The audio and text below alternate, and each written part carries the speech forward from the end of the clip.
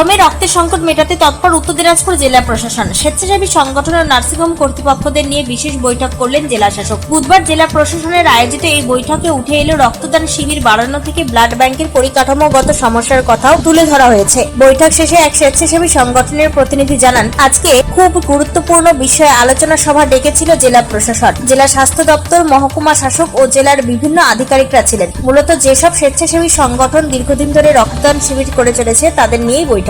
গরমকালে ব্লাড ব্যাংকে রক্তের স্বল্পতা দেখা যায়, থ্যালাসেমিয়া পেশেন্ট থাকায় রক্তের অভাব হয়। শীতে যতগুলো ব্লাড ডোনেশন ক্যাম্প হয়, গরমে তুলনামূলক কম হয়। তাই কিভাবে আরো বেশি শিবির করা যায় সেই নিয়ে আলোচনা হয়েছে। জেলা প্রশাসন একটি গুগল শিট করবে, সেখানে স্বেচ্ছাসেবী সংস্থাগুলি জানাবে এই ক্রাইসিস পিরিয়ডে তারা কতগুলি ক্যাম্প করতে পারবে। সরকারি ব্লাড ব্যাংক 10 তলায় রক্তদাতাদের লিফটে সমস্যা হয়। স্বেচ্ছাসেবীদের দাবি ব্লাড ব্যাংক গ্রাউন্ড ফ্লোরে নামিয়ে আনা হোক। প্রশাসন বিষয়টি দেখার আশ্বাস দিয়েছে। মার্চেন্ট অ্যাসোসিয়েশনের সাধারণ সম্পাদক অতনু বন্ধু লাহিড়ী বলেন, যে সংস্থাগুলি বছরের পর বছর নিঃস্বার্থভাবে পরিষেবা দিচ্ছে তাদের উপর চাপ না বাড়িয়ে জেলার 100-এরও বেশি গ্রাম পঞ্চায়েতকে কাজে লাগানো হোক। প্রতিটি গ্রাম পঞ্চায়েতের 13 থেকে 14 জন মেম্বার বছরে 2টি করে ক্যাম্প করলেই রক্তের সমস্যা মিটে যাবে। ব্লাড রাখার জায়গা থাকবে না। পাশাপাশি তিনি দাবি করেন, জেলার সমস্ত স্কুল, কলেজ ও শিক্ষা প্রতিষ্ঠানকে বাধ্যতামূলকভাবে বছরে অন্তত একটি করে ব্লাড ডোনেশন ক্যাম্প করার নির্দেশিকা জারি করা উচিত। তাহলেই এই সমস্যার স্থায়ী সমাধান হবে। এই বিষয়ে মার্চেন্ট অ্যাসোসিয়েশনের সাধারণ সম্পাদক অতনু বন্ধু লাহিড়ী কি জানিয়েছেন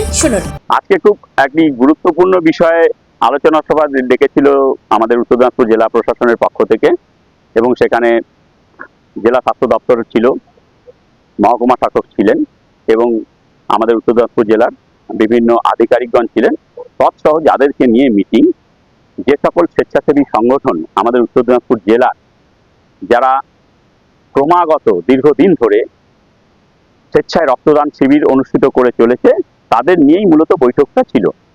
গরমকালে আমাদের ব্লাড ব্যাংকে রক্তের স্বল্পতা দেখা যায় এবং বহু থ্যালাসেমিয়া পেশেন্ট থাকার জন্য রক্তের অভাব দেখা যায়। শীতে যতগুলো ব্লাড ডোনেশন ক্যাম্প বা স্বেচ্ছায় রক্তদান শিবির হয়, গরমে তুলনামূলক কম হয়। সেই কারণে জেলা প্রশাসনের পক্ষ থেকে সমস্ত স্বেচ্ছাসেবী সংগঠনের সম্মানীয় নেতৃত্ববৃন্দকে ডেকেছিলেন যে কিভাবে আমরা আরো বেশি স্বেচ্ছায় রক্তদান শিবির করতে পারি। সঙ্গে আমাদের জেলার নার্সিংহোমের কর্ণধাররাও ছিলেন, তাদেরকেও ডেকেছিলেন। মূলত বিষয় যেটা উঠে আসলো যে আমাদের ওরা একটা গুগল শিট করবে, সেখানে যে সকল রক্তদান শিবির করে যে সকল স্বেচ্ছাসেবী সংস্থা তাদের একটা কনসেন্ট নেবে যে আমাদের এই ক্রাইসিস পিরিয়ডে আমরা কত বেশি রক্তদান শিবির সংগঠিত করতে পারি, অনুষ্ঠিত করতে পারি। এই প্রসঙ্গে কালিয়াগঞ্জ সঞ্জীবনী সেবা সমিতির সদস্য তথা সমাজকর্মী সন্তোষ বেঙ্গানি কি জানাচ্ছেন শুনুন। আজকের রক্তদান আন্দোলনের উপরে জেলা প্রশাসন থেকে একটা সব এনজিও, নার্সিংহোম সবাইকে ডাকা হয়েছিল যে আমাদের জেলার রক্তদান যে সংকট সেটা কিভাবে মোকাবিলা করা যায়। তো সব এনজিও তাদের মতামত রেখেছে যে আগামী দিনে এই ক্রাইসিস থেকে আমরা কিভাবে মুক্ত হব।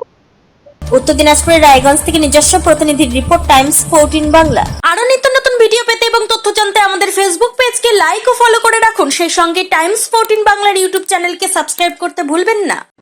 মুখের উজ্জ্বলতা হারিয়ে গেছে, স্পট পড়ে গেছে, ব্রণ ভর্তি, তাই আর দেরি না করে আজই আসুন রায়গঞ্জের চণ্ডীতলায় হেলথ প্লাস মাল্টি স্পেশালিটি ক্লিনিকে এবং এখানে পান অভিজ্ঞ ডাক্তার দ্বারা ফ্রি স্কিন টেস্ট। আরো বিস্তারিত জানতে যোগাযোগ করুন 9674895169 এই নম্বরে।